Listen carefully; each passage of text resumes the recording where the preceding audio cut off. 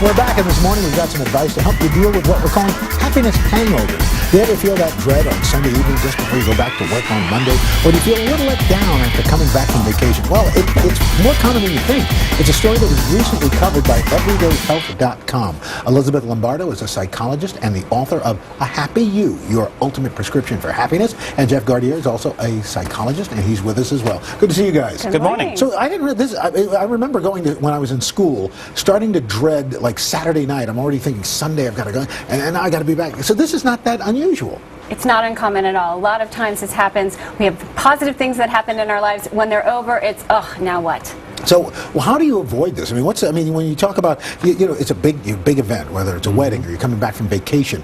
Now you've got to get back to real life. Well, it shouldn't be just about the anticipation of getting there or all the things you do in order to get there and waiting for that end point, because you hit what we call that happiness set point where you only get so happy and then you crash. So it really should be about enjoying the journey every step of the way, and then, of course, what I call the aftercare, what you do after you've reached the goal in order to keep that happiness going. Like looking at photos, things like that? Exactly, especially when people go on vacations. They get very upset when the vacation is almost over, or it's over, and then they come back home and they face reality, and it's really a drag. So instead, invest in the experience that you can then just keep doing over and over again by putting up photos or looking at your journal or just sharing that experience with other people. In other words, boring them with what you've done. Yeah, exactly. When I was a kid, it was about showing those slides over and over again. And this is us at the Grand Canyon. Exactly. And now, Elizabeth, there's also a letdown when people have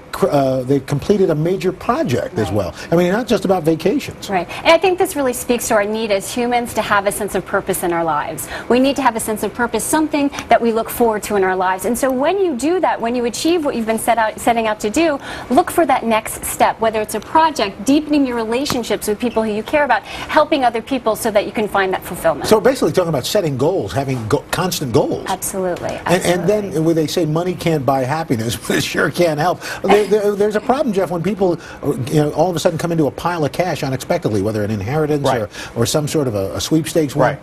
Well, a lot of researchers are saying that when it goes over $75,000 as far as what you earn or being able to win some sort of a lottery, the money doesn't really matter. It becomes a letdown because you realize that money is going to soon disappear. So really, it's about how you earn the money, or if you won the money, what do you do with it? And again, the researchers are saying share that wealth.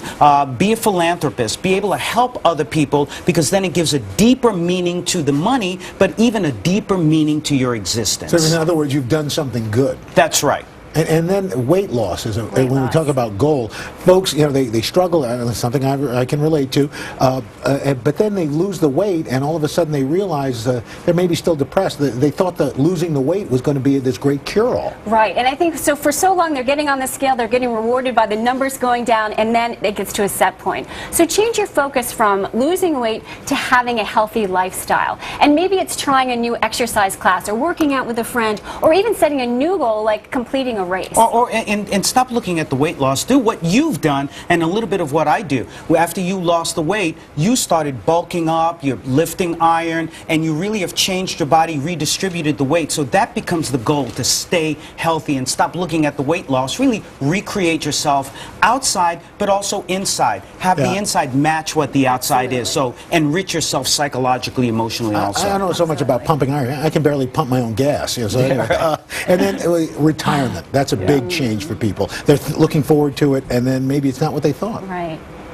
Yeah, well, in many ways, when people do get to that retirement level, they say, oh, you know, all I want to do is kick back and go fishing. And I like to say, if you retire, you die. What it really should be about retirement should be setting new goals. Okay, maybe I'll work less at whatever my profession or my job is, but now I can start doing all of these other things, travel more, create more, contribute to the world in a much different but a better way. And I really recommend that people not only plan for their financial retirement, but their psychological retirement also. Absolutely. Really think about, how am I going to be spending my time? All right, Elizabeth Lombardo and Jeff Gardier, always good to see you guys. Thank you. Great to see you.